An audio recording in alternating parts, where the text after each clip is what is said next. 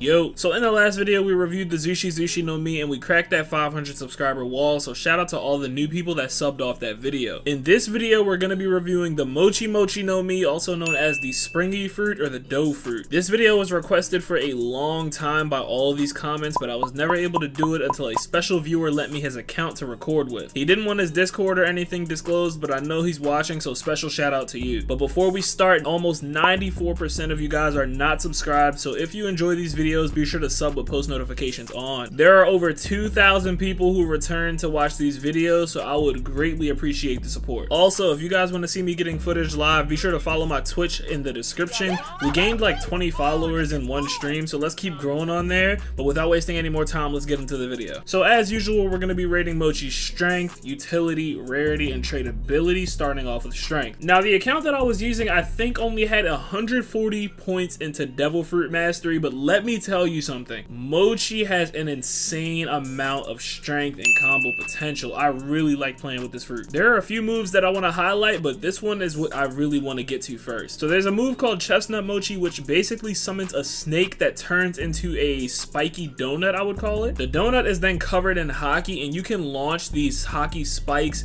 at extreme speeds for crazy amounts of range. I had to look at how many they were, so I went onto the wiki and they're saying that it is 114 spikes that come out of the donut. Assuming that you hit every spike, it can do up to 1140 damage, and that means 114 spikes are doing 10 damage per spike. This caps out at 271 Devil Fruit, which I did not have, but I still found it to be an insane move to use. The second move I wanted to highlight, which is hilarious to use, is this Mochi donut roll, which basically allows you to turn into a donut and roll around any land. If you're like me though, you tried to go into the water and this happened. Oh my god, bro. Oh, hell no, man. What the fuck, man?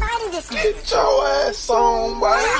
Get your goddamn. Now, obviously, through the clip, you can see that I was able to go back up onto land because the Mochi donut roll actually allows you to climb walls. It's kind of hard to control with the cursor, but I got a hold of it once I was playing around with it, so it'll take you a minute, but once you use it, you'll kind of get it. Now, this thing block breaks, so that means you can just kind of roll around with hockey, and that'll prevent you from getting knocked out of it, so you can run into people multiple times doing mass amounts of damage and then hitting them with a block breaker, so there's nothing they can do unless they somehow dodge you. I didn't even know you could do that until I looked on the wiki and tried it myself, and it is true that you can activate this future sight to prevent yourself from getting knocked out of the donut. That is to be noted though, that if you don't have it active and you get hit, you will be knocked out of the donut. I also wanted to highlight this buzz cut Mochi move because I found this one to be pretty fun to use as well. So basically you start off in a small AoE and you're grabbing your opponents. However, the AoE slowly gets bigger as you hold down the button. At some point it'll stop growing and you will literally throw them up into the air and slam any opponents that you have inside of it. And not only does this do damage, but it also block breaks. The damage cap for this I believe is 265. I'm gonna have to check the wiki. Obviously I'll put it on the screen if that is the case. The rest of the moves are pretty standard and there's nothing worth calling out. However, I am gonna put the rest of them on the screen throughout the video. Mochi is extremely good for both PvE and PvP. I would definitely use it on both occasions if this was my account, and I would not switch it. The cooldowns are a bit high, but you might be able to go around that if you're using a weapon, so just kind of switch in between and you should be good. With that being said, it's really good for PvE, and I would easily imagine that it's good for PvP based on the damage output and the crazy things you can do with this fruit. Considering the amount of damage I was able to put out with only 140 points into Devil Fruit, I have to give the damage a 10. This fruit is hilariously broken and I love using it. The damage is crazy, the AoE is crazy. I really enjoy using it, so that's why I'm giving it a 10 in this aspect. Now moving on to utility, as I noted before, this fruit has the ultimate move that has an expanding AoE, which makes it extremely good for when you're grinding out or trying to farm. I didn't get to use this fruit in any dungeons because I was rushing to get the footage, but I'd imagine with its moveset, it could easily clear dungeons. You should have no issues getting fruits. As far as ship farming or sea beast grinding, like I said before, the AoE is just that crazy and the damage is really good, so you should have no issues there either. Although I was calling out the Mochi donut roll for being good for its damage and block break, it is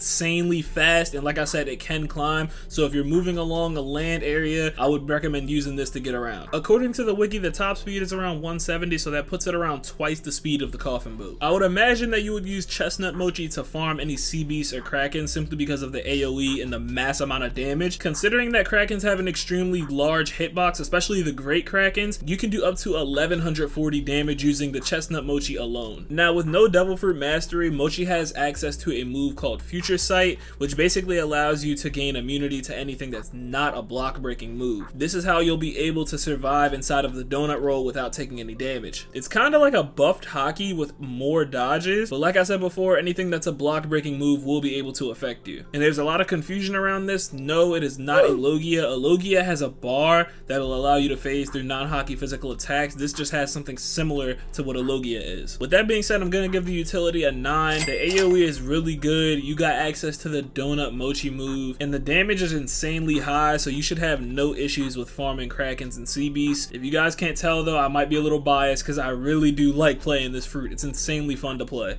But moving on to rarity, this is always, I'll say it every single time, the easiest part of the video. Without a doubt in my mind, Mochi has every right to be placed into the mythical category. It's kind of self-explanatory because of all the reasons I listed out before, but like I was saying in the Tori video, mythical should be able to have a special trait or a unique trait that only they have, and Mochi definitely has that. It has its own version of its hockey, it has a great way to get around the map, and also in case you guys didn't know, I believe it has the most moves in the entire game. Therefore, the rarity placement is definitely a 10.